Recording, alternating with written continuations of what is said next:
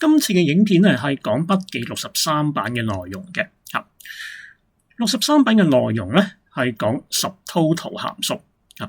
subtotal 嘅函數咧，其實咧係幫我哋喺數據裏邊咧去揾翻一啲加總啊、平均值啊、最大值啊等等，佢可以做11樣嘢嘅。咁但係點解無啦啦我要學 subtotal 函數咧？我咪已經識 sum 啊、識 average 啊、識 max 噶啦嘛，我學過噶啦嘛。嗱，而家咧我咧就做個示範先啊。譬如咧，我而家咧就喺呢一個嘅 F11 列咁樣，想計算翻咧熒光幕見到呢8個學生中文科嘅成績加總咁先算。咁我哋咧就會用 sum 噶嘛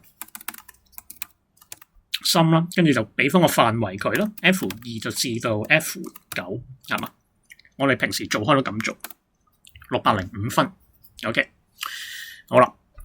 如果我而家將個數據加入一個篩選嘅功能，然之後咧，我而家咧就將呢啲功能咧，就將呢啲數據咧，我淨係顯示翻可能係5A 班嘅數值。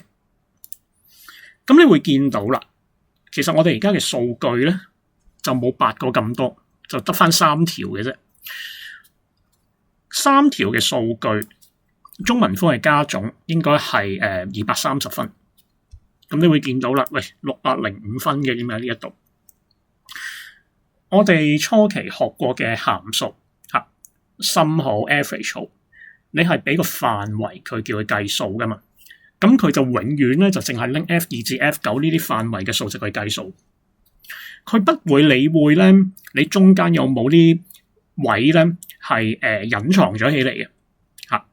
其實咧，我哋啱啱咧做咗個篩選嘅動作，意思就係話將啲唔啱嘅、我唔需要嘅數據隱藏咗佢啫嘛。你可以有一個咁樣嘅諗法。咁如果係咁嘅話咧，其實咧sum嘅函數咧喺呢個情況咧就好似唔太適合我用咁樣啊，因為我而家淨係想睇5A 班嘅數據啊嘛。因此就出現咗個叫做 subtotal 嘅函數。好啦，咁樣如果咧，我而家就將個數據咧，我取消翻先啦，取消翻嗰個篩選啊，應該咁樣講。好，我而家翻去 F11 度。如果我而家將條算式改咗做等於啦 subtotal， 嗱，開括弧之後咧，你會見到啦，其實咧有個表嘅，係做到11樣嘢嘅，由1去到11，同埋101去到111。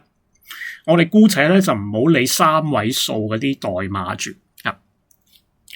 我哋咧而家咧係想做加數嘛，加數咧個函數就叫 sum， 咁我就知道係用9號嚟表示嘅，咁啊9啦，逗號。跟住咧第二個咧嘅位置咧參數嘅位置就係你俾翻個範圍佢咯。我而家要計 F column 嘅數值，咁係 F2 至 F9。好，3個括弧之後咧，咁我就 enter 啦，同樣605分。因為8個數據加埋就係605啊嘛。好，咁而家咧我做翻個篩選嘅動作，我淨係顯示翻5A 班，確定。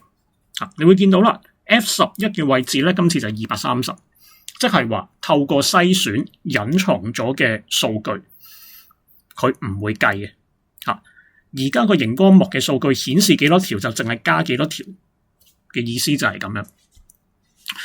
好啦，咁呢個頭先我哋就話啦，其實佢可以做到11樣嘢啦，咁啊有2組噶嘛，有2組數字噶嘛，1到11同埋101去到111，兩組數字有啲咩分別咧？咁樣，咁咧你要記住，如果我係透過使用篩選功能隱藏嘅數據，我哋係唔計嘅話咧，你哋就用1至11。